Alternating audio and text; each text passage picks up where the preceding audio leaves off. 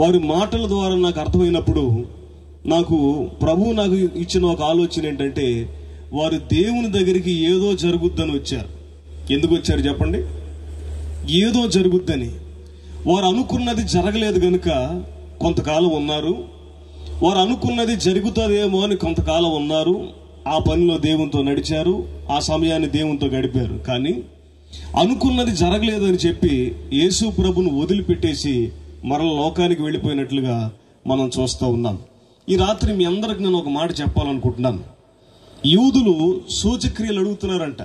పౌలు సువార్త చెప్పడానికి వస్తే ఆయన దగ్గరికి వచ్చి, మాకు ఏదైనా ఒక కార్యం చేయమని మీ దేవుడిని అడుగు, మాకు ఏదైనా ఒక మేలు చేయమని మీ దేవుడిని అడుగు, మాకు ఏదైనా ఒక సూచన చూపించమని మీ దేవుడిని అడుగు అని పౌలుని శోధిస్తూ వచ్చారు. అందుకే ఆయన చాలా క్లియర్గా చెప్పాడు, కొంతమంది మనుషులు ఉన్నారు, వారు సూచక్రియలు అడుగుతున్నారు. మరి కొంతమంది ఉన్నారు, వారు జ్ఞానమును అడుగుతున్నారు. అయితే మేము చేస్తున్న పని ఏంటో తెలుసా? మేము సిలువ వేయబడిన క్రీస్తును ప్రకటిస్తూ ఉన్నాం. చాలా విషయాలు కిందకి చెబుతూ వచ్చాడు ఆయన. కొద్దిగా ఈ మాటలు మీరు జాగ్రత్తగా వినండి. మీ అందరికీ చెబుతున్నాను, మైక్ శబ్దం ద్వారా వినిచిన వారందరికి కూడా. దేవుని దగ్గరికి వస్తే మీరు అనుకున్నవన్నీ జరుగుతాయని ఎప్పుడు అనుకోకండి. యేసు ప్రభు దగ్గరికి వస్తే మీ మనసులో ఏమైతే అనుకుంటున్నారో అవన్నీ జరుగుతాయని మీరు అనుకోకండి. కొన్నిసార్లు జరగవచ్చు, కొన్నిసార్లు జరగకపోవచ్చు.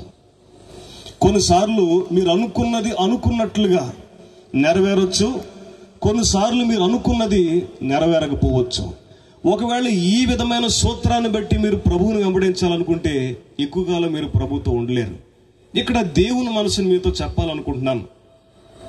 దేవుడు ఆయన మనసు ఎలాంటిదంటే, నా దగ్గరికి వచ్చారు కదా వీళ్ళకి అన్నీ ఇచ్చేద్దాం, నా దగ్గరికి వస్తున్నారు కదా వీళ్ళకి అన్నీ చేసేద్దాం అని ఇప్పుడు అనుకోరు. మనకి ఏమి అవసరమో, మనకి ఏది కావాలో, మనకి ఏది ఉపయుక్తకరమైనదో, మనకి ఏది దీవెనకరమైనదో దానిని మాత్రం ఇవ్వడానికి దేవుడు ఇష్టపడుతూ ఉంటాడు. ఇక్కడ దేవుని మనసుని మీతో చెప్పాలని నేను అడుగుతూ ఉన్నాను. అద్భుతాల కొరకు వస్తున్న మీతో, కార్యాల కొరకు వస్తున్న మీతో, ఏదో ఒక మేలు చేయకుండా మానతాడా అనే అభిప్రాయంతో వస్తున్న మీతో దేవుని మనసును చెప్పాలనుకుంటున్నారు ఏంటంటే, ఆయన మనం అడిగితే, మనం కోరుకుంటే ఇస్తాడు అని అనుకోవటం మంచిదే, కానీ ఆయన ఇస్తాడని ఎదురు చూచి నిరాశపడి దేవునికి దూరం అయిపోయే ప్రమాదం ఉందన్న సంగతి మనం గమనించుకోవాల్సిన వారమై ఉన్నాం. అందులో 3 విషయాలు మీకు చెప్తాను. ఒకటి, పొజిషన్ అంటే ఒక స్థానము, అది అధికారం కావచ్చు, what ever it might be. ఒక పొజిషన్ అనేది దేవుని దగ్గరికి వస్తే దేవుడు ఇచ్చేది కాదు, దేవుడు అనుకుంటే దేవుని ఇష్ట ప్రకారంగా దేవుడు ఇచ్చేది. కొన్ని రెఫరెన్స్లు నేను మీకు చూపిస్తాను చూడండి. మొదటి మాట మనం చూస్తే రోమీలకు రాసిన పత్రిక 9వ అధ్యాయము 14, 15 నుంచి 20 వచనాలు చూద్దాం.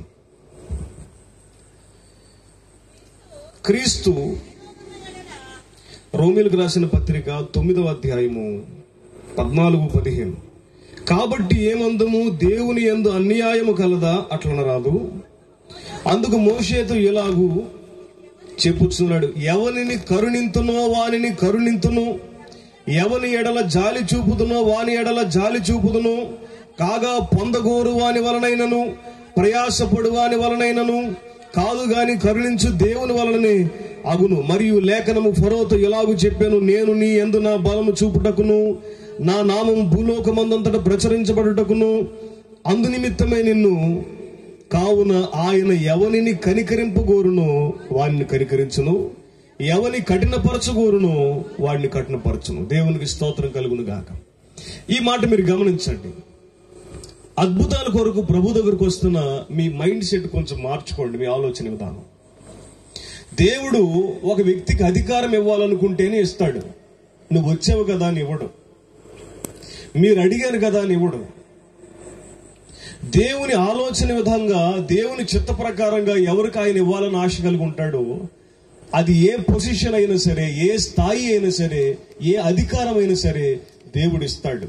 అందుకే అంటున్నాడు ఏమో తెలుసా, నేను అన్యాయం చేస్తున్నానని మీరు అంటున్నారేంటి? వాళ్ళకి చేస్తున్నాడు దేవుడు, నాకు చేయట్లేదని అంటున్నారేంటి మీరు? నాకు జరగట్లేదు కానీ వారికి జరుగుతుంది, దేవుడు నాకు అన్యాయం చేస్తున్నాడని మీరు ఎందుకు అంటున్నారు? అలా అనడానికి మీరు వీల్లేదు. నేను ఎవరిని కరుణింతునో వారిని కరుణిస్తాను, నేను ఎవరిని కఠినపరుస్తానో వారిని కఠినపరుస్తాను.